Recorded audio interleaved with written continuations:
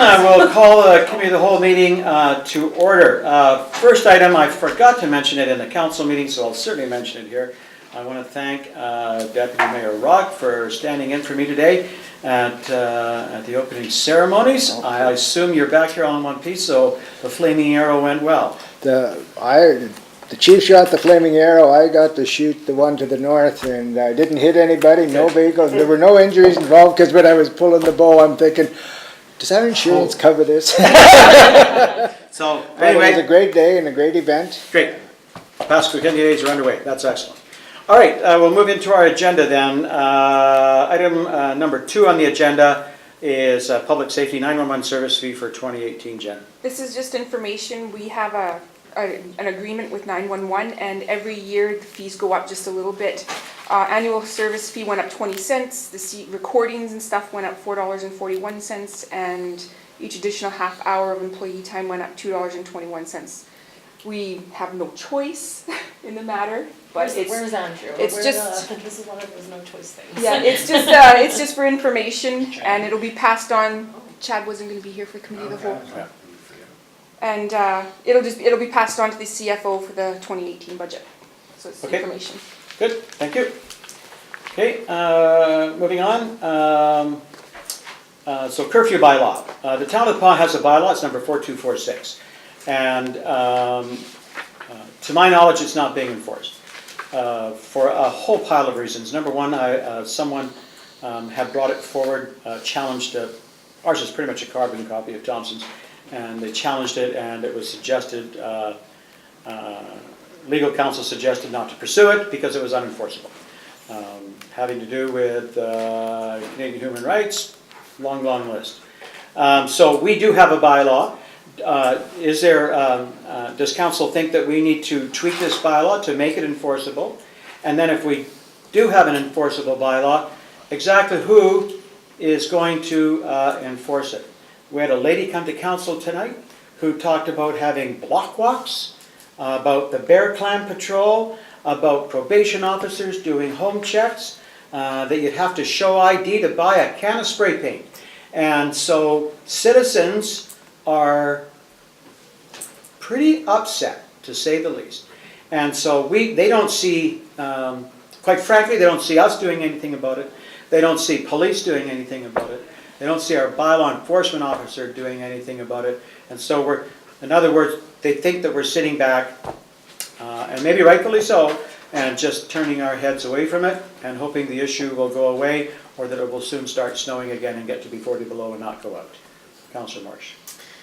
I think the issue is an enforceable bylaw. We could write the most well-worded bylaw that could encompass everything and could never be fought in court, but it's not, I don't think it's enforceable unless, to be blunt, unless we hike up tax dollars and hire a bunch of people to be out enforcing it. Like we can't put it on the bylaw enforcement officer. Like he can't be a one bylaw enforcement officer constantly enforcing this bylaw. That's not fair.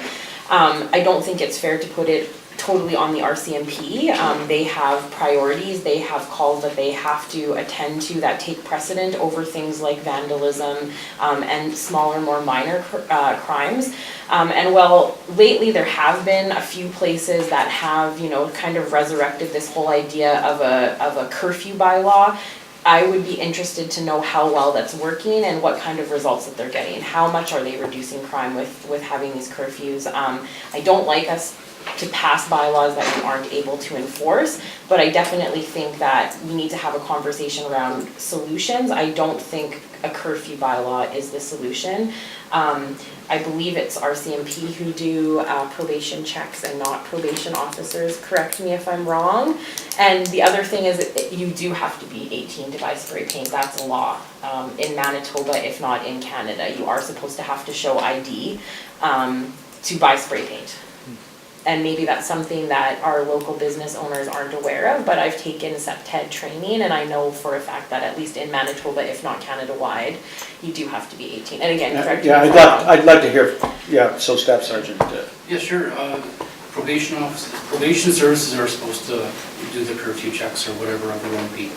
they have asked us at times, not since I've been posted at both OC as well as the PAW, I've never heard of them asking us to assist them. But at my previous posting in Leaf Rapids, when we would travel to South Indian Lake, they would ask us if we would conduct curfew checks on their behalf there. They didn't have the means to get out to South Indian Lake to do their checks. So as far as I know, probation services is supposed to look after the kids. What do we have for an issue here? What do we have for an issue? Like, do we have 30, 40, 50 kids running around in gangs, whistling, 1, 2, 3, bang, bang with the balls? John Mayor Scott, I have just heard about this whistling tonight, which I'm actually glad I heard about, because I didn't realize it's a gang thing.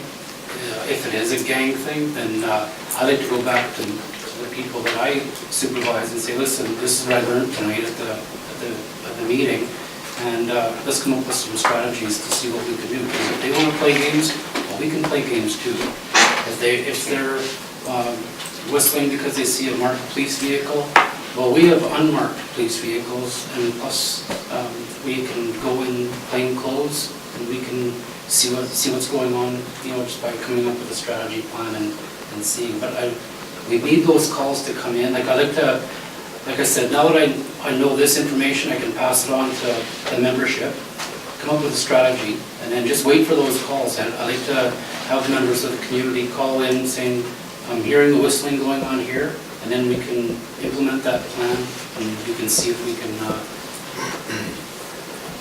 catch some people. Do you think our streets are being overtaken by youth gangs and groups and? No, I don't have the stats with me right now to confirm that, but from just, my office is right outside the bullpen, and I hear members talk all the time, and I'm not hearing much for gang activity, youth gang activity. Yeah, youth runs, youth is out in every community. I think every community deals with these same type of problems. But to sit here and say that it is a problem, no, I don't think it's a, how would I explain this? I don't want to take anything away from the citizens of the PAW. I understand completely, if you're at home at night and you're hearing these loud noises and whatnot, and vandalism going on, for sure. But for me, I guess I don't think it's any different than any other community goes through myself. But if there's problems going on, we need to know about it. So if we are knowing that there's a problem in one certain area, then we can target that area. It's just keep the complaints rolling in so that we can, when we do have our meetings, strategy meetings, what are we going to do to combat some problems of the same type coming in, then we can deal with those. But we need to have those complaints coming forward so we can deal with it. Andrew? I had two things. In the existing bylaw, it speaks to a number of instances, like it speaks to, whereas in 1997 there were 187 instances of offenses under the Youth Offenders Act, and it kind of gives some stats right in the bylaw. I'd be curious to know if you're able to come up with those stats. I'm not on them tonight, so if we were able to see how our existing stats line up against the ones that were pointed out in the previous bylaw, that would be an interesting number to see. And then also, the existing bylaw as it stands, is it not, does it contravene the Human Rights Act? It was, you mentioned that it was challenged and that somebody said at some point, hey, you might as well turf this thing. But also, I know that, when this bylaw was enacted, the idea was more about providing a tool for the RCMP so that if they needed to use it, they could. It was not formed with the expectation that meant that RCMP were going to be patrolling the streets from the hours of 10 o'clock on a steady basis, collecting 35 kids and housing them in cells and doing whatever. It was more the case that if they saw something that looked suspicious in nature, it provided them an opportunity to take kids into custody if they had the resources to do it and all the rest of it, and it made sense to do it, then they had that tool at their disposal. So, it may be a little bit about where expectations are. The fact that it's called a curfew bylaw might raise everybody's expectation that then that means the RCMP should be enforcing that to a T, when the reality may be that it is actually meant to just be a tool that's available should they need it, and that really need might be more defined by the actual presence of something going on that requires you to take somebody in, as opposed to just people that are kids that are out when they shouldn't be, and maybe not necessarily up to really mischievous or devious things, but they're just moved because they are being teenagers or whatever. So, I mean, that was my second question, is that, you know, if we have a curfew bylaw, is it okay as it stands? And if it's not, if we draft a new one as is here and implement it, will it actually be a tool that you can use? Or is it something that's just going to be like, yeah, we just can't do anything with it? My understanding is that the curfew in the PAW has never been challenged, so it's never been put to the test against the Charter of the Charter Rights and Freedoms. My answer to that would be contact Thompson and see why they repealed their curfew. My understanding is that it was going to become costly to take it to court, but I don't want to take away from the PAW in implementing a curfew, but I would just, the way I would look at it is that I would want to have it set up so that if it was challenged against the Charter of Rights and Freedoms, there's a possibility of it passing. From my understanding, Thompson's wasn't in that position, so when they looked at it, they may have said, no, I don't think our curfew is going to pass this test, so we're just better off repealing it. Right. But I know it was big money. I don't tell you what the costs were, I don't know. That's how I would look at it, is talk to other communities that have a curfew in place or repealed their curfew, find out why they repealed it, and then just set up a curfew here if you are going to consider a curfew in the PAW, to see if it would pass that test. Did we get any feedback from Flin Flon? Like, I know we have a copy of their bylaw here, but we never got any kind of preamble or explanation. I believe it to be true, but It was just they do have passed in June. they just passed it in June, and it really hasn't been challenged or implemented or anything. No one's been caught because of that bylaw. Nobody's been incarcerated because of that bylaw, so it really hasn't been an issue. And talking to those same people, it hasn't kept young people off of the back alleys and parks and streets either in the middle of the night. So, yeah.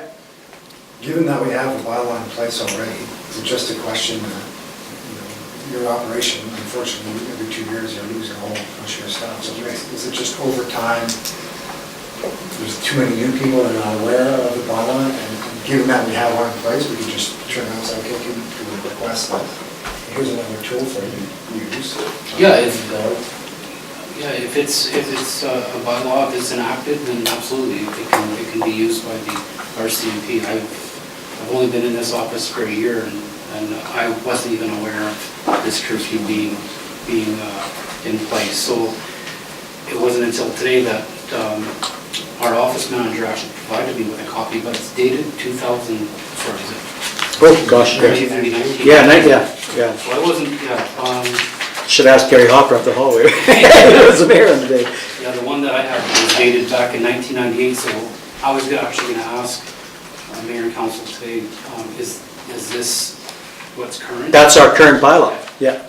Okay, so since I learned that this bylaw is in effect, then I was gonna let the members know that, this is what we've got, and let them know, remind them about it, 'cause I don't even know if since I didn't know, I don't even know if these members that are here today are aware of this bylaw, so pass it to the members. Okay, Brian, you had your hand up? Sorry. I was just going to ask to help me understand, what tools do police officers have if you don't have the right because of the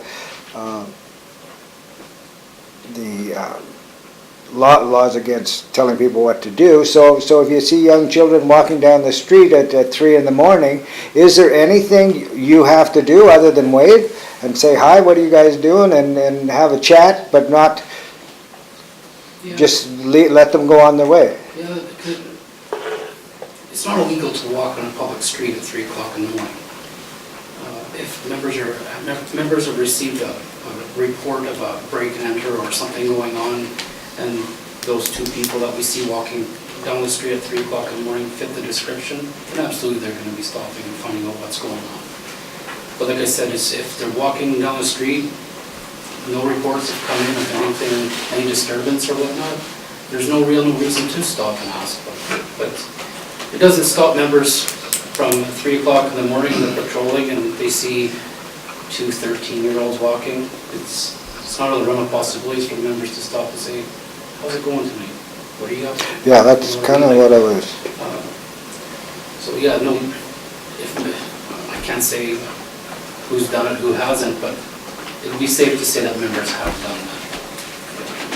But again, if it's just 2 people walking down the street, there's no reports coming in of any disturbances of any sort, then what's the reason for the stop? You know, they could tell us to go pound sand. well, is there any laws on the books of any sort with regard to what kind of adult care is required when you're a young person? Or is it Family Services free for all? Act. There's a curfew under the Child and Family Services No, Act, is no. there not? No, and from my understanding, the Child Welfare Act is more geared towards the protection of children. So, Yeah. yeah, it's not walking at 3 o'clock in the morning, unfortunately. Right, No curfew. so, So this also leads into the other concerns that a lot of people have had in our community for some odd reason this summer, more so than others, is the huge amount of loitering, of people who just seem to have no place to go. Somehow, some way, they seem to all be drunk by 11:30 in the morning. I think it's nothing short of miraculous. You know, people are afraid to go downtown. People are afraid to go shop. People are afraid to go take money out of the bank. And that just, I just find that very disturbing, that it's come to that. Is there anything that, like, you can share with us, that what we can do to lessen that that concern, that grief, those numbers? To lessen the numbers. Members, I could provide, not tonight obviously, because Yeah. I wasn't aware of this question, but No. our jail cells are working almost nonstop. Anytime a member comes across someone who they feel cannot look after themselves, they're arrested under the Intoxicated Persons Detention Act, it's, there's no charge, but we'll take them with us, put them in our custody for 8 to 10 hours on average, and then let them go. The problem is, it's a social issue, it's a social problem. So what we find, as soon as some people are released, they find that bottle again, and there's times where we're lodging the same person twice a day. Wow. So it's, how do you curb a social problem? You know, that's a good question. It's, we feel for the community, we live in the community as well, we see it, but it's what we deal with on a daily basis. So I'm sorry, I don't really have an answer for Yeah. you how to curb it, but it's just, members are doing the best they can, and yeah, it's really all I can say about it. So if I can then, to wrap this up, I think we have to find out if our bylaw has teeth. And if it needs to be tweaked or changed, then perhaps, I know it says in there that, you know, if you're under 12 years old, that, you know, we're going to make your evening less than fun. But, you know, that's what happened in Thompson. An incredibly irresponsible parent said, you don't have no right to tell my kid he can't be out in the street. And so go get a lawyer. And so they do. And so that, you know, that's where the huge expense comes in. It's not, you know, it's not hours worked, it's legal bills. And so that's when you put your hands in the air, you say, well, we can't do this. You know, that's not right. You can't do that to the taxpayers. We could, to the people out there, we could fix this problem to some degree, I'm sure, if we just, you know, applied to your bosses and said, hey, you know, send up a dozen more, and then up go the taxes. Well, you know, it was mentioned earlier this evening that 25% for every dollar we collect from the taxpayer goes directly to the RCMP. So it's a huge expense. It is. One thing I want I'm sorry. I was just gonna say, and that doesn't solve the problem, No. is if we just have a bunch of police that are roaming around, we're either gonna push the problem somewhere else, or, you know, the minute that we think, oh, the problem's gone and we lessen the RCMP, guess what, it comes back and probably worse, right? We need to work towards more permanent That's right. solutions. And we're here to assist as well, so I'm glad I learned that this curfew is enacted. But I want to bring all the information to the table as well. So any way we can assist, we're gonna. Like was mentioned earlier, this is a tool and it will be utilized by our office. But keep in mind, my understanding is that, and I have to confirm this with the provincial crown, being David Gray or counterpart, but my understanding is bylaws are not prosecuted by provincial crown attorneys. So I didn't look to see what the fine amounts were, but my understanding is Town of the Fall would have to get a crown prosecutor to come up specifically for bylaws. So I don't know what the costs Lots. are to incur to bring up a lawyer to Thousands, prosecute $100 fine, thousands. or maximum $500 fine, whatever it is. So, you know, just looking, because we're always conscious of what our budgets. Another concern that I have, and it's, like I said, I'm just bringing everything on the table, because I know members will be on board with this, but that being said, one thing that I have to look at, and I have to figure out on my end is, if we come across a youth that's in breach of the curfew, take the youth home, no one's home. Now, I'll have a member dealing with that youth until we can find a responsible adult, whether that be with CFS, or if CFS isn't available for whatever reason, which has happened in the past for us. Now I've got a member babysitting a youth, calls for service don't stop. So now I'm gonna have to call someone in on overtime, or a corporal. I'm gonna have to get one of the corporals to call a member in on overtime, which will be someone who is supposed to be off, coming in on double time. Because like I said, the calls for service won't stop, and I don't wanna have a decrease in service delivery, you know. $250 an hour babysitter. Yeah. Well, that's what it'll be. Yeah. But now we've got them in our custody, what are we to do with them if we can't find Yeah. a responsible adult to give the child to? Plus another issue that I've had in my own experiences in the past, had nothing to do with the curfew, but it was more or less just, you know, picking up someone, giving them a ride home, and then see them back out in the street 15 minutes later because mom and dad don't care. Yeah. Like, I think a lot of this comes down to parenting. That's what we see in that office when it comes to youth, is because I always know where my kids are, but I don't know if that's being followed with everybody. So I honestly believe that it is a parental thing as well. And how do we, but again, question comes down to, how do we hold parents accountable? I know that if there was a knock on my front door when I was 13 years old and the RCMP were handing me over to my father, it'd be a closed fist. And I would then learn and never do it again. If you, of course, do that now, I'll be seeing you again. So, you know, only under different set of circumstances. So I do agree, we do have serious parenting issues. It's very disheartening. It's very disheartening. But again, it's not a unique situation to the Pas Manitoba. That needs to be known by everybody. I feel sorry for those people who are scared, who are feeling like we're not there for them. They're buying motion detector lights and noisemakers and all kinds of things. And you hear a dog 2 doors down start barking, well, all of a sudden now you're paying attention where, you know, 4 years ago you say, gee, let that dog be quiet, you know. So it's different. My last recommendation, Mayor Scott, would be to speak with legal counsel of some sort, just to ensure that the curfew would potentially stand the test against a constitutional challenge, because it doesn't even have to, because if we give out an offense notice to whether it be the child or the parent, I think in this case it would be the parent, and then it goes to court and they plead not guilty, and then if it's, or sorry, yeah, they plead not guilty, then say they get convicted, then they could appeal that, and then that's when the constitutional challenge is gonna be up front.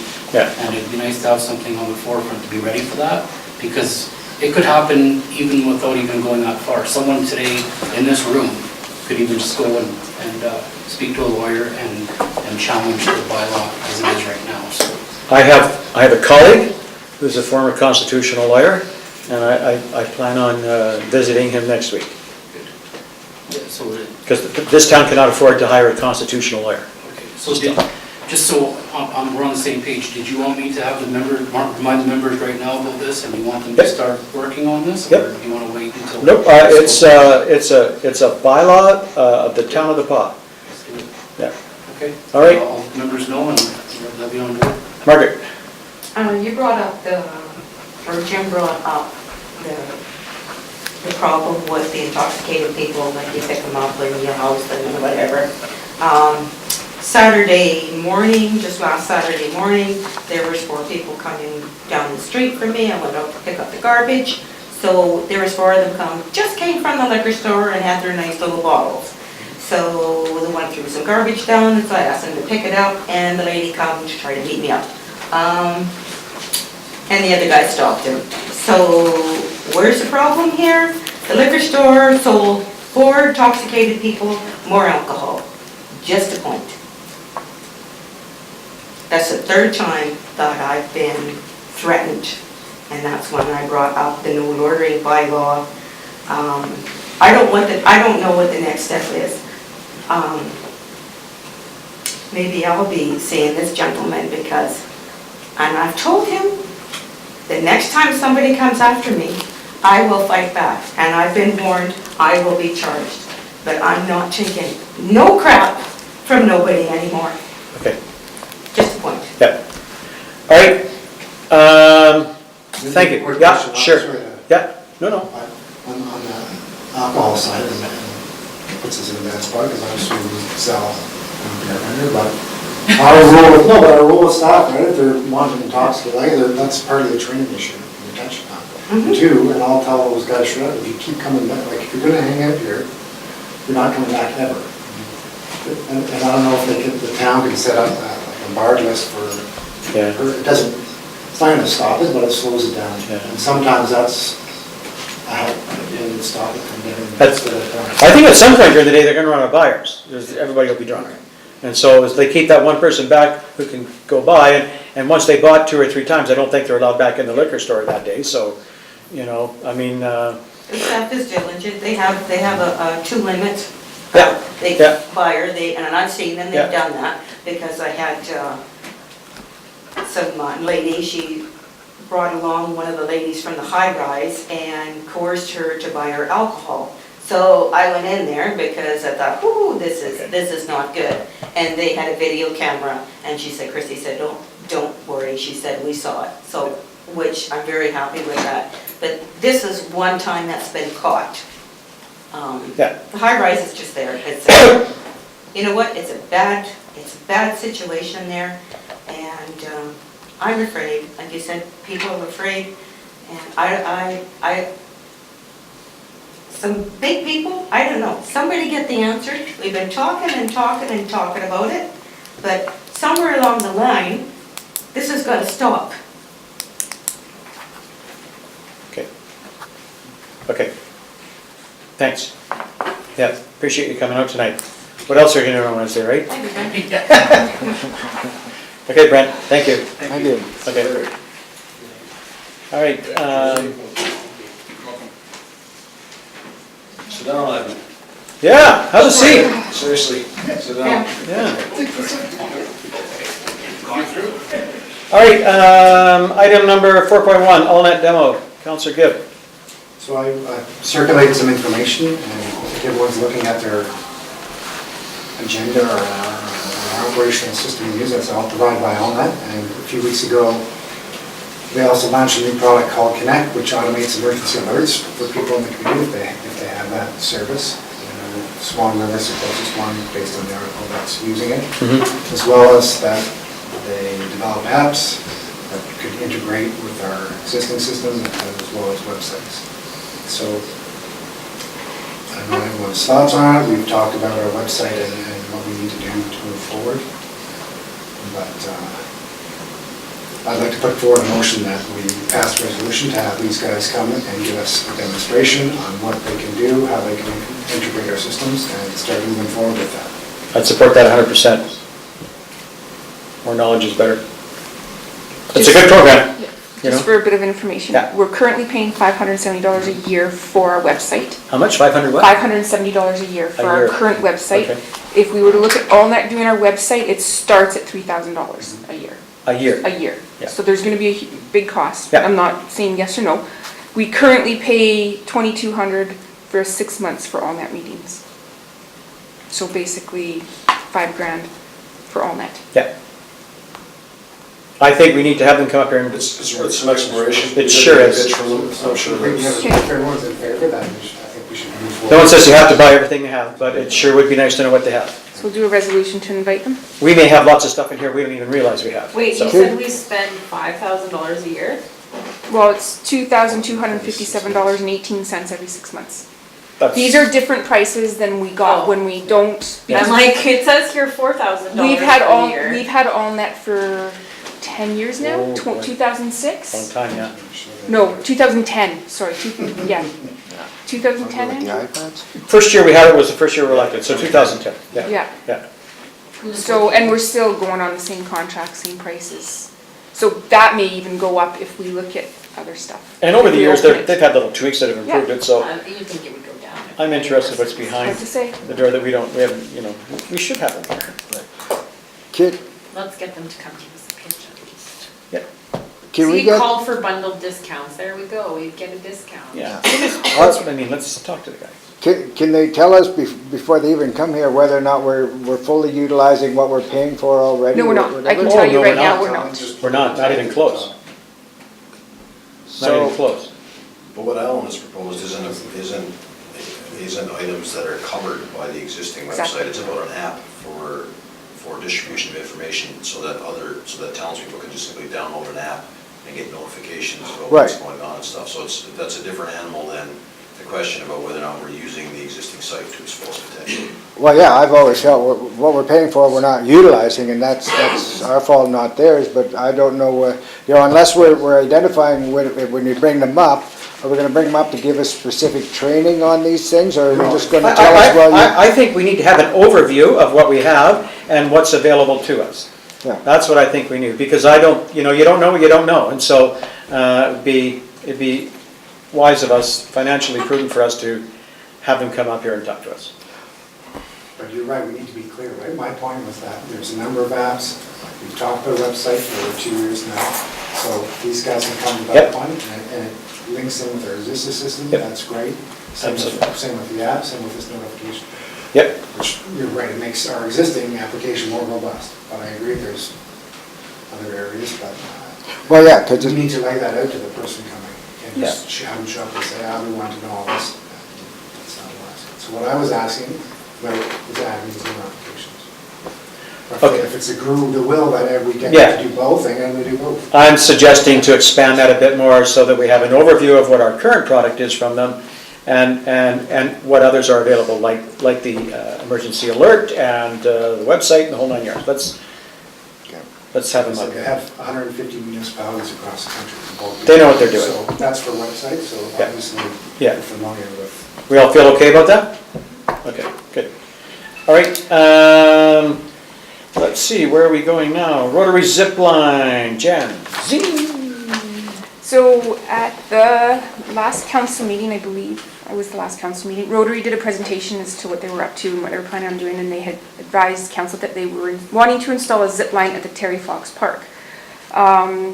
Council had asked the CAO to check into liability, which she did, and this will not be an issue. It's no different than any other equipment that's at a park. However, she spoke to the maintenance director, and he advised that his employees don't have the experience or equipment to do the installation of the zip line as per engineered plans, which is why I have BJ here So to here's- explain this a here's little what further. happened, Yeah, 'cause I let's hear wrote from that them. Oh, okay. Okay. So just so process-wise, work with Amber, and she sort of encourages me which one to select when we're writing the application for road. And at that time, it was for a 30-foot zip line. And we got the funding, which was great, And then he called the vendor and said, well, you know, I got this 40-foot one, because my gut feel, he doesn't have a 30-foot in stock, he's got 40-foot there. He said, well, how about that? I was like, 40-foot, awesome, right? I can go even farther. I can almost make Andrew's house. So I passed everything on to Amber and to BJ, and that's when this would go. So I don't want this to spiral uncontrollably, but no money's been spent, right? No. So if it means going back to the vendor and saying, hey, this isn't gonna work, or we need to go back to the original 30-foot one, or even if that one's not gonna work, we'll buy something else, I don't see the issue. Are they offering the 40-foot for the same price as the 30-foot? Yeah. Okay. So that's how it started, like, And so, perfect. Jim and I can go together. So do you have a ballpark though, like what's it gonna cost to install? According to the engineer diagram for the, because it is a structure that holds as a weight-bearing structure, like most of them, we got a post on the ground with a sonic tube, but like we can do that type of Benimi, right? Shermoden Park has 5 toys that are just posts. We can do that type of work. I mean, it's as simple as a 16-inch sonic tube. We can make our own cement and we can handle it. With this particular toy itself, it requires a 6.5-foot pad buried 3.5 feet under the ground with 3.5 feet of crushed limestone, tampered to, like this structure is holding a severe amount of weight with the stress on it. Even after installation of this toy, you still need to do tension testing on this cable to see that it will hold and stuff. So this is a great toy, don't get me wrong, I read this book, I read this book, I could almost quote every part number in it now, but, so yeah, it's a great toy, it's a great idea. It's just that when vendors, I call them vendors, decide to give us these things, like, they need to put it in. Because again, there's gonna be a cost to running this toy. Like, the ground has to be prepared, it has 9 inches of uncompact soil. Like, there's certain things we have to do to make it safe because of liabilities. I know there is no liabilities, but trust me, when someone yeah, falls yeah. off this, it hits their head, and because we didn't set it up right, there's your liability. Does the 30-foot line require the same in-ground substructure? Yeah, the framing and So it doesn't everything. matter, so whether it's a 30-foot or the 40-foot? Yeah, it's still fancy. hey, we'll take the longer one because we have the Yeah, space to carry yeah, across, of yeah. course, but, the framing system and everything is the exact same diagram. I only have I guess this is a 20 meter, 30 meter, it's the same building specs on both of them. It's just a longer Is cable. it 20 meter or 30? Well, it says 20 meter here. 20 meter and 30 meter on the diagram. So how about we call the vendor, BJ and I can go call the vendor and see, hey, here's what's going on, and ask for some guidance. Yeah. So do you have a ballpark? For installation costs? They can't do it though, that's, Well, no, I know Well, you yeah. can't, but like, did they give you a ballpark of like, Oh, if I've they never- came to? This was handed to me on my desk and then saying like, this is what the maintenance Okay. guys are gonna do, and that's all I've done so far. So I've learned how to install this. I know my guys with our wheelbarrow and our gas powered little cement mixer we have, we can't do this, right? We're gonna have to get someone who can do it, right? Okay. And, but I can put other toys in there. If you wanna keep bringing the toys, it's great. It's just simplistic toys with sonic tubes and posts in the ground. Like Tremont Park has 5 little toys, we're working on that, we hope to have that done by this summer. But engineered, structural, weight-bearing type things. What's the school do, Kelsey Division? They buy these elaborate toys, do they bring the company in, do they build it? Because I don't think their people or maintenance men build those toys. I think somebody comes in and does it for them, right? So that was kind of what I was thinking, right? If, is the school planning on putting in any new toys soon, where we I can see- kind of I see toys. piggyback I with do see them? toys and that's And maybe school get the downtown. company, cause I'm sure that like, Right. with a group like Rotary, I mean, you go back to Rotary, maybe it becomes a Rotary and Kinsman project. I mean, they're doing a drive one right away for, drive one for your community. I don't know if that money's been allocated to anything yet, but I think it's Again, worth with the going money back. allocated to the toys after you guys give them to us, like right now, we've spent some money. I spent some money on sand, I spent some money, we've spent some money on sand, we spent some money, and I need like $800 worth of more money somewhere to fix the ropes, and like I need money to keep that stuff up and running. Is there a Wait. deadline on the grant, Alan? I'd have to ask him, I don't know, yes or no. I hate to say It's no to next this year. toy because we can't figure, I'm sure we can figure out how to install this toy and like to stop this from coming. Well, if it's a free toy, it's coming, but it's just that we're gonna need some outside resources to get this installed properly and safely. Can you come back to us at our next meeting with an estimate of what that cost is? Yeah. Because then maybe we can go back to, Rotary and Kismet, like, I don't know, say it's, just for argument's sake, it's $5,000. So can we see if we can get $2,500 from each organization? you know, or 2,000, and we'll find 1,000. I'm more than willing to contact, again, I'd be contacting contractors, local contractors that would do this type of work for us, Yeah. right?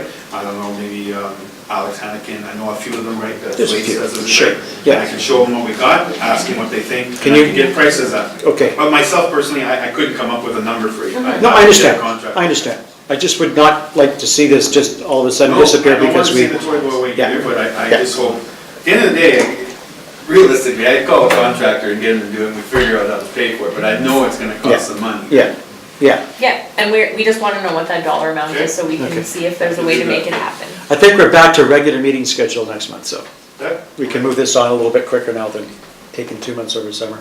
Okay, any other questions on this? Okay. All right, very interesting discussion. All right, we need a tender approved for sweeper, is that correct? Yeah, we received a tender acceptance recommendation from the purchasing agent. An invitation to tender was sent to suppliers and an advertisement was placed on the Town of the Crawl webpage and the Opascua Times for the supply and delivery of a real-life tow-behind runway sweeper. This is for the airport. There was only one tender received in the amount of $219,383.85 from Airport Technologies, and recommendation is to accept this. This will be taken from the Airport Equipment Reserve Fund, but there will be ACAP funding to replace it. Right, Jody? 100%, right? 100% Jody? Yeah. Right, Yeah. okay, okay. So we just need a resolution accepting the tender. Everyone's okay with that? And James Lindsay, the airport manager, reviewed this as well, and he was happy with it. Okay, next up is review of council composition. So in the, No? request. Oh, I missed one. Organizations. Yeah, good for you. Donations to organizations. So as everyone's aware, I've been updating the policies and procedures, and I came across one, Recreation 704, Kelsey Rec and the Paul Wellness Center donations to organizations, and CAO donations to organizations. I reviewed them both, and in discussion with the CAO, at the end of the day, it's one pot of money. So when requests are coming in to Amber and to the town, some people are double dipping when they get both, and it's one pot of money. So we think it should just be one request across the board. So I just updated the policy here a little bit. Okay. And I want, if council's okay with it, how much per request, and this is just for Amber, for the recreation director and the CAO to approve donations, so it doesn't have to come to council all the time. I need to know if council's in favor of it, how much per request, and how much for the total year would council be willing to let Amber and Randy? What do we have budgeted now for donations? Jody says there's nothing. There's nothing, we have budget for $10,000 for grants to organizations, for miscellaneous grants. We don't budget to donate to, we basically issue them to them, not necessarily a donation. Right. And that's 10,000. And it's 10,000. But we have other grants that come out of it, right? Nope. No? That's So just the that would be miscellaneous. like That OCN would Blizzard, be- $5,000 Is on top of that. on top of On that top of 10,000? that, Yeah. So it would alleviate a lot of little requests coming Oh. into council. Personally, I'm okay with 250 and 5,000 per calendar year. That's my personal opinion. So if a request was for more than 250, then it would come to council. I think that's fair with a $10,000 budget. What do others think? Is that excluding Blizzard type of thing, or? Blizzard's on top of that. This has nothing to do with Blizzard. Okay, so, Yeah. What are the sizes of requests normally? Yeah. Usually it's for pins or pens or t-shirts, and we really don't have stuff to give like that. Sometimes, I've never seen one for more than 100, to be honest. There was the Arts Council for 90. You know what, just little things like that. I'm okay with what Crystal said, 250 and 5,000. See how that goes. You know, we may find out that that's too much or too little. We'll know in a year. And then Brian, you had recommended, or had made a comment when we had our little meeting, that it should all be going through Randy or through the CAO. Even if the recreation director does get a request, it should still come to Forward the it. CAO. so it all goes through the one bottleneck. Well, But like And that way, that's the control factor. But Councillor Zelinski had also commented that it might become time consuming if the CAO is not around or can't answer right away, and somebody's in the recreation director's office looking for 10 swim passes Yeah. or 10 skating passes. You don't want to The get that CAO messed up doesn't with know. bureaucracy. The recreation director knows. Yeah. And that would be for recreation being wellness center and the pool and this rink. Well, would they not, if they have some idea what kind of requests they normally get, so put it in your budget and then it leaves it open for them to make those choices.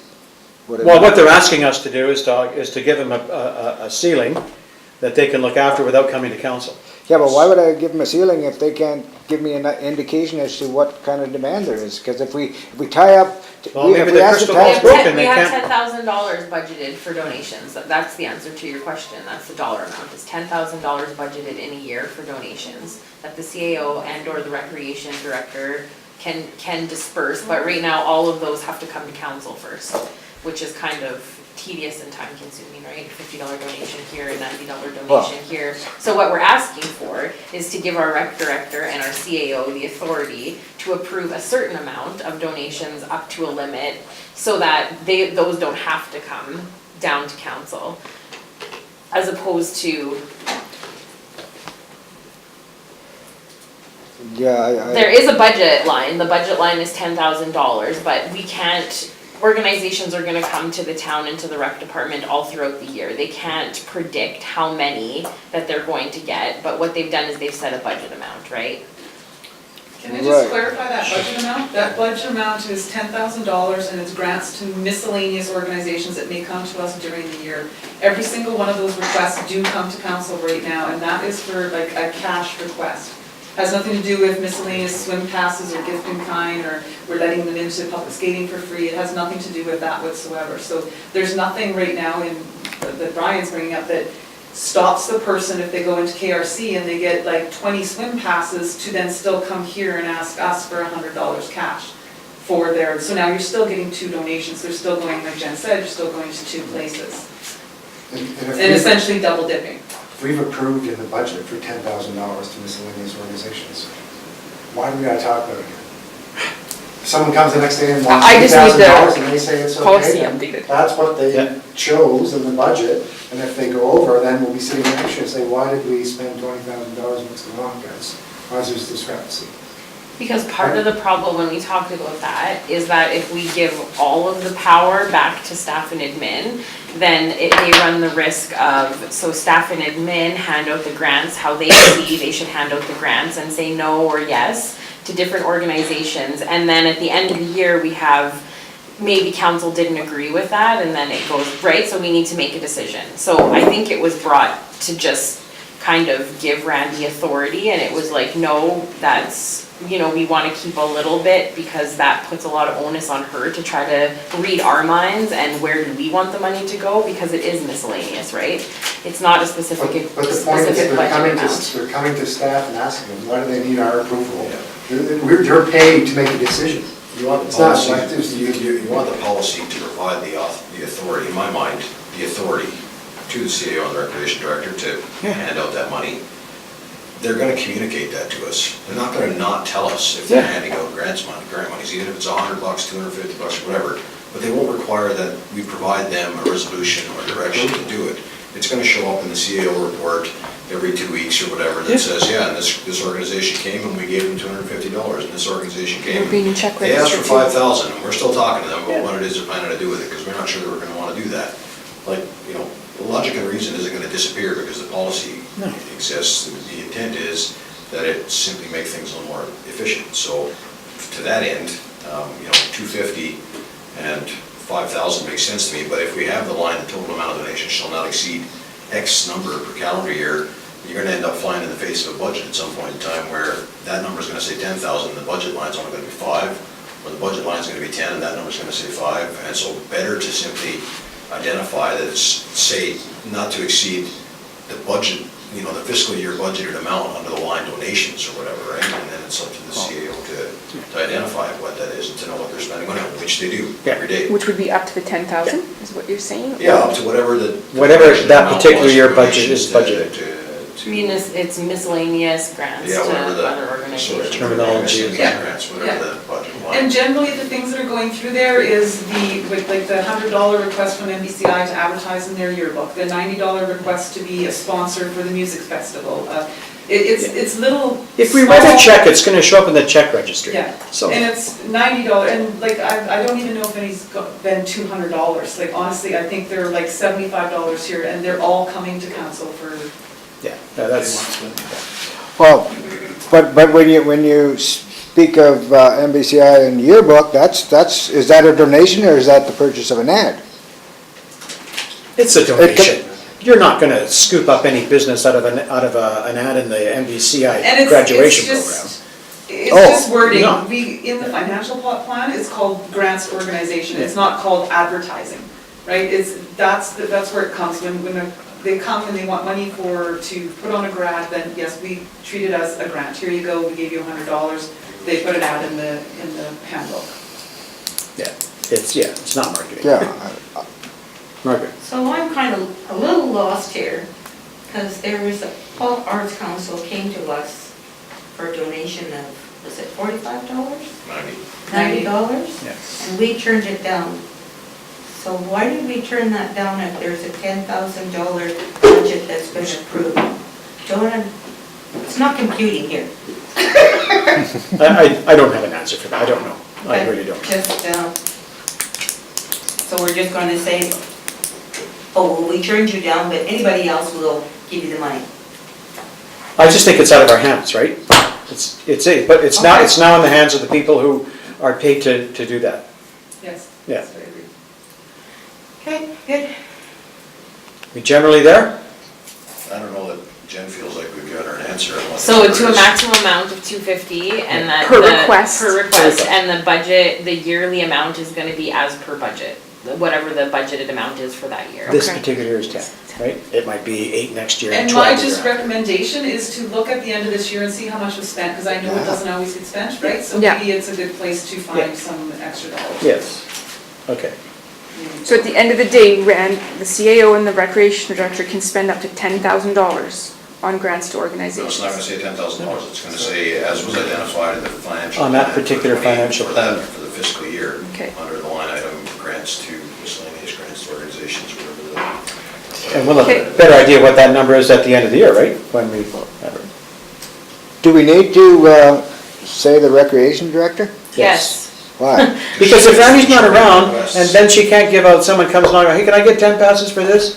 Well, I don't know, we'll have to wait till she gets back from Europe. Yeah, but isn't that the responsibility of the CAO to And she's delegate when delegating they're it to away? the and or recreation director. Yeah, so that's why so- these two people are but I- doing this. Yeah, but I guess wouldn't it be the CAO's job to identify who makes those decisions in our absence? Because now we're reaching in and kind of micromanaging, and the next time it comes along, well, we say, oh, well, BJ, you gotta. I think do we're this doing stuff." exactly the opposite of micromanaging. We're leaving it to them. Well, then we don't have to say it. $250, if it's more than $250, you still. Come and talk to us. If it's less than I'm 250, saying the exact opposite. If we've budgeted for $10,000, let them decide. What the hell are they gonna come talk to me for, to ask for $250? That adds a month of time for us to come talk about it. If you wanna run a department, go work somewhere where you're running a department. So just- There's $10,000. you've got this, you've got the amount in the budget. Minutes talking about $10,000 in a budget that's a multi-million-dollar budget. If these guys can't manage $10,000, I know. then we got problems. So It's what we do tell them best. this is the budgeted amount, Yeah, I would support that. Don't put a maximum on the per request. and just say, not to exceed, and like not we to just exceed. said, Whatever it's the- gonna yes. come up, it's Okay. gonna come up in the report. And I'm fine with that. I just don't want our hands in every little pie. I really don't. So, whatever the budget amount is for that given year, there you go. There's no need to come to council. Yeah. If you want to give it all to Joe's store, $9,999, there you go. Don't come back again. We're out of money. Okay? Clear as mud? Here's my, Perfect. okay. Cheapers. Okay, now we can work on the review of council composition. This is more or less just for information. Provincial Municipal Support Services sent out a pre-election reminder with regards to the review of council composition. This is the appropriate time to review the bylaw that establishes the number of council members. This had come in before the CAO had left, and she advised me that the town she does not feel there needs to be a change. What the town currently has is more than appropriate. Because we have 7, if you won't go down to 5, I don't know. Just for information, you got, everyone's okay with 7 I members don't, of yeah, council? I'm not interested in changing the Okay. number. Brian? I think you went, if you drop the number below 7, to me, you would start to run into the problem of quorum numbers and stuff, because your minimums are there. Sure. And it can challenge your group, where going higher than that also goes the other way, that you just spend more money. 7 people should be able to make reasonable decisions. Okay. Is that how everybody else feels? The number of counselors hasn't changed for years. No, No, it's been No 7 need to for a change it. very long time. Very, very long My- time, okay. Yep. my thinking. Okay, good. Honestly, I think it's always been 7. SOS Magazine.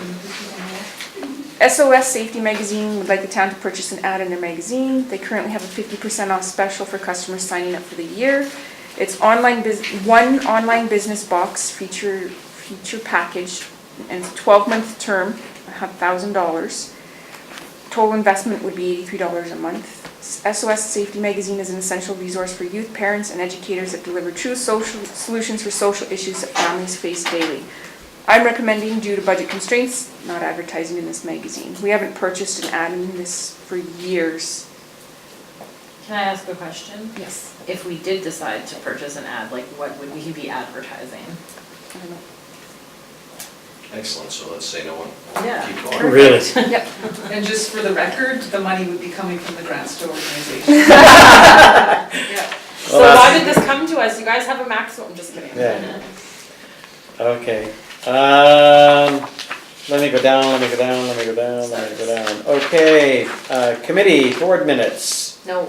No? Stars. Stars? I thought we just said no to that. No, Oh, no, that's that's it, it. SOS. Okay, let's get ready to say no to this. The town Okay. has received a letter from Jennifer Blatz, I think that's how you say it, CAO from the RM of St. Anne. On September 14th, 2017, she will be dropped off on an island somewhere in Manitoba with the challenge to raise $50,000 for support for STARS, which is Shock Trauma Air Rescue Society.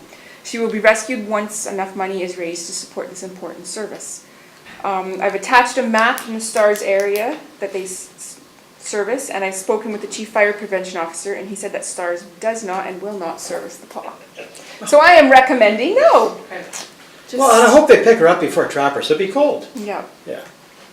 Just as the previous one, due to budget constraints this year, I'm recommending no sponsorship.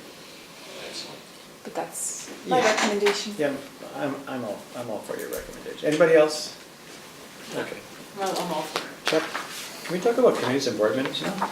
Sure. Okay. So sometimes at 2 and 3 o'clock in the morning when I can't sleep, I watch old council meetings and then I make a list of like unfinished business or, you know, think about things or look into things more. And one of the things that I know that we talked about was having, and I believe it was Councillor Gibb actually that even brought it up, was having all of the committees and boards that we sit on was forwarding the minutes so that they could be received as information for a few different reasons. One being continuity, you know, usually yearly we change boards. So if, for example, on AllNet, there is a space where we could store all the minutes meetings so that when a new councillor took over, they go in, they pull up the folder that says library and bam, there's the minutes from the library board meetings from the last year so they can update themselves and stay in the loop. And currently Councillor Rock has really been the only one diligent about sending the museum meeting minutes every month.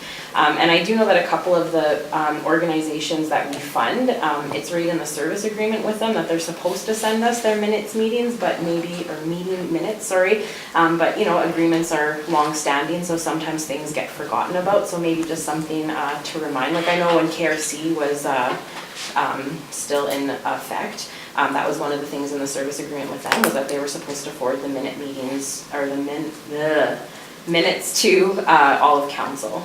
So just something that I thought I would bring up because I thought it was a good idea, and it's almost getting to be that time where we're going to be changing come December, boards and stuff, so having a few months worth of minutes there would probably be beneficial. The end.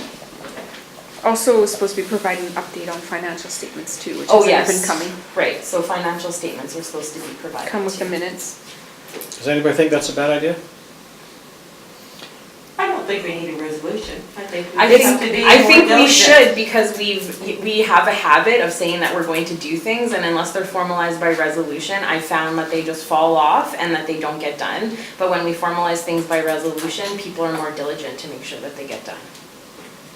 Otherwise, it's just another thing that you said you were gonna do, and if you forgot to do it, oh, no big deal. But if there's something there, like a resolution that's holding you accountable, you're more likely to follow through.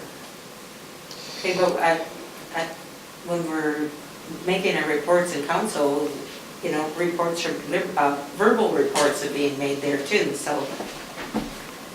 I'm not against it, no, I'm not against it, I'm just thinking like a re-resolution, also too, like, Does anybody think it's a bad idea? Okay, Do a resolution. yeah, Resolution? let's do Can't that, anything. yeah. And am I including updated financial statements in the resolution? Right. Okay. But you're not gonna get statements every meeting, right? No, no. So it's just going to add on where you can't say. I would ask for a current forecast. Call it a statement of financial position or something like that, I mean, it doesn't have to be the actual. It's going to be part of their agenda anyway at every meeting. They're going to have a financial report. So it And what just their fits. year-end forecast is, that's the main concern, especially for the controlled entities. Sure, absolutely. so are we gonna have a list So- of which ones Yeah. comply?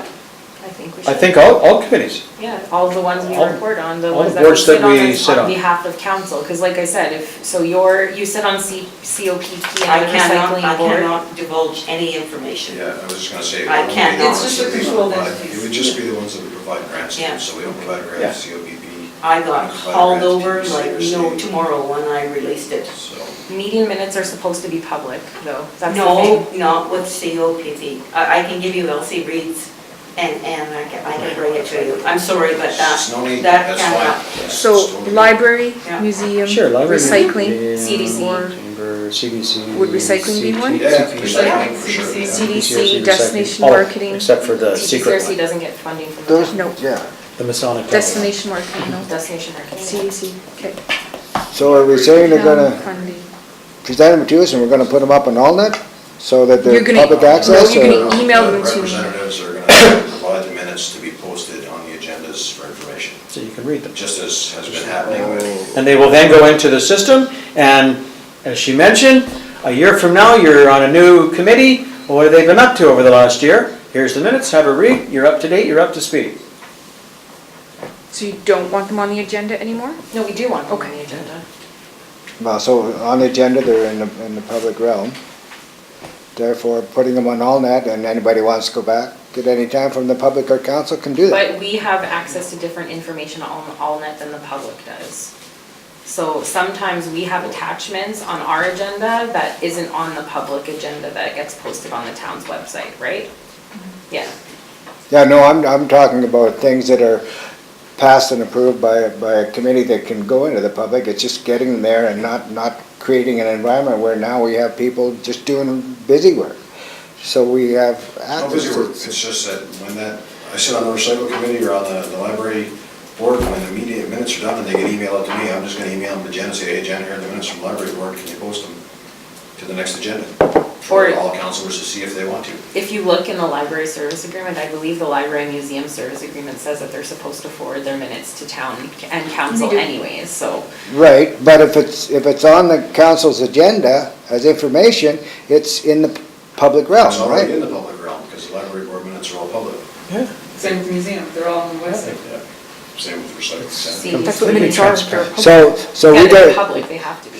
so if it's on their system and in their public realm, we just need to be able to know where to go and find it. They don't have. They any provide it to system. us, we're asking them to provide it to us, so that we don't have to The spend purpose in having places the minutes looking. there at our agenda is not to serve the public, it's to serve us, so that we all understand what's going, so if I have a question about, if I have a thought about the Destination Marketing Committee and what's going on, and I want to check their minutes, I can simply go to our AllNet system and find the minutes. That's the intent. Likewise, if the public wants to, they can, because they're posted there, and that's fine.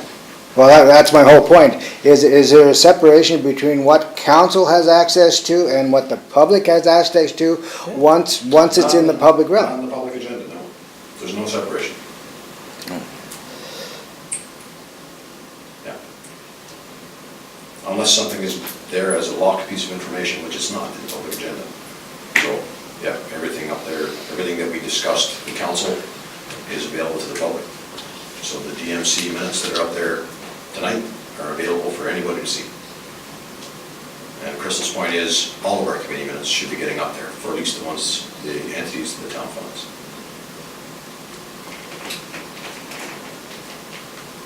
Okay? Yeah. Okay, all right. Attendance of managers at meetings. Again, one of those like 2, 3 a.m. things. So one of the things that we had discussed and agreed upon quite a while ago was that we were gonna have managers come into meetings and that they were gonna come in on a rotating basis. I'm a firm believer that when you make change, you really need to stick with it to see if it's going to work. And I feel like this is something that we didn't give a fair shot to at all. You know, we maybe had 1 or 2 managers who came in and then it just fell off the wayside. We stopped having managers come in, and every now and then we do have them to come in when there's a specific agenda item that we need them to talk about. But I think I would like to see just again, like more a little bit of general conversation and general updates twice a year like we had agreed upon. And one thing that we talked about was just like a disconnect with managers, and I think that this could be a good way for them to just, again, come in and have a conversation with us, not necessarily come in because they have one specific thing that they want to talk to us about. I mean, I'm sure that they have lots of good ideas and things that they would like to speak to us about throughout the year. So not waiting for, again, like one specific thing to give them that invitation to come and do so. When we sat down in budget preparations and sat down as a group with all managers and had conversations, you know, we made some really good strides there and had some really good conversations, and a lot of good ideas came out of that, so. Yep. Could we maybe set up a schedule?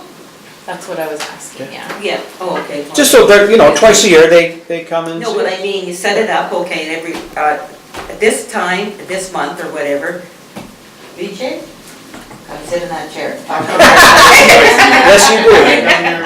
You Yes, do, I you do. But like I said, you shouldn't have to just wait to come in and talk about a zip line, right? Like, you did it once. You were one of the ones, actually, when we first decided that we were going to do this, you were one of the ones that I remember did come in, and it was shortly after you started, I and was told to come. you can, well, and right, so I mean, To you be came honest, I in. was told Yeah, to come. for Right, sure. right, well, and We'll tell you again. that's great, and I mean, you came in and you gave a big, you know, lowdown on these were the outstanding issues, and you know, these are all the things that have been resolved, these are where the other things are, because a lot of times as elected officials, we do get a lot of questions, and it sucks sometimes when you don't have answers, because people elected you because they wanted you to have the answers, so, and you know, small things matter to some people, so.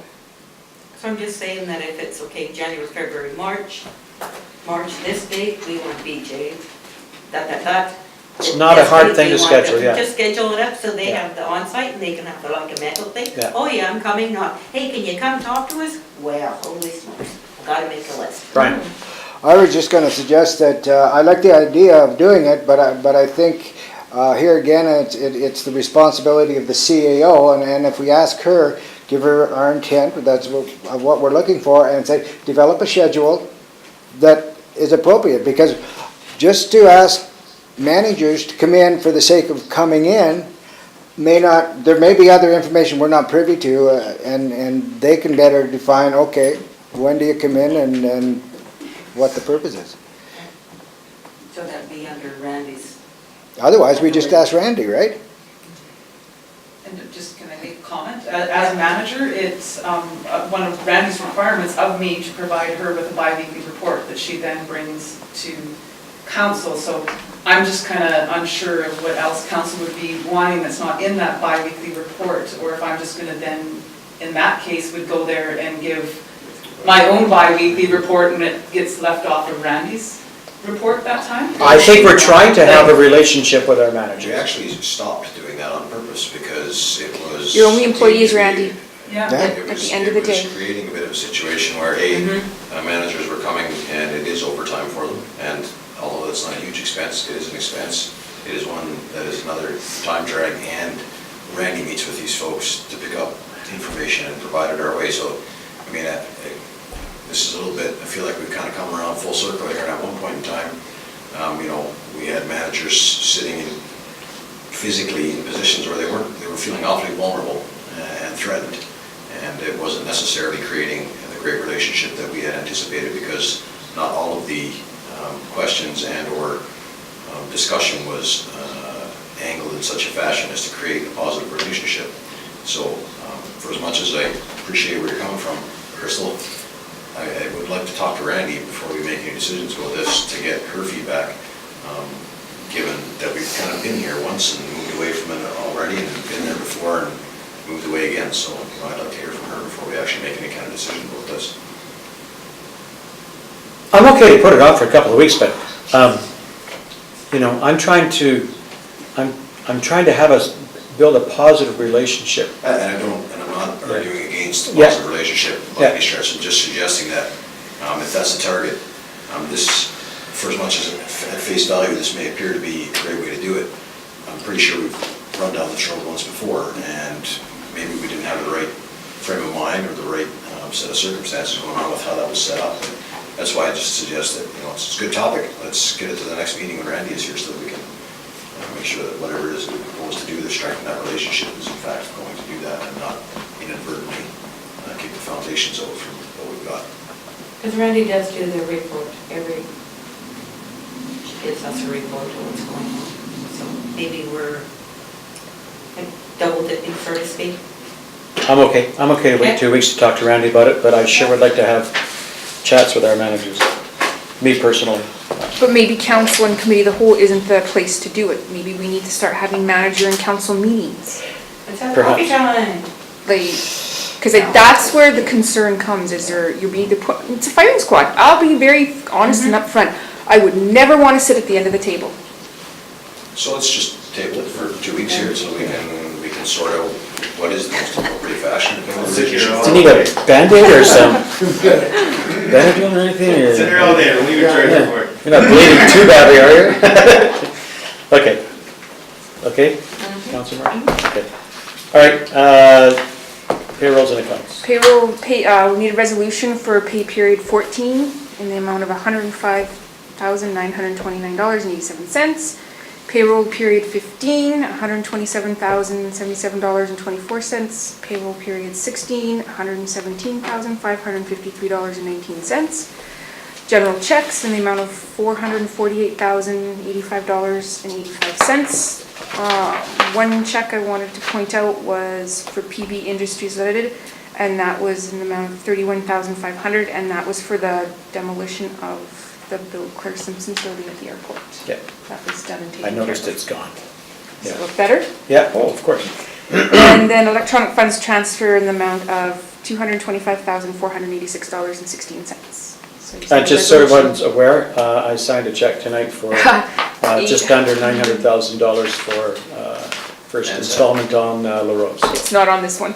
It'll be coming next. Yeah, but it's coming. I had to sit back and go, whoa. On the roads, I've actually had some people come and thank me because the workers are, she said the noise is tolerable, and she said they're just doing an excellent job. She was They've very, hired some very- local people? She was That's very, good. very impressed with it.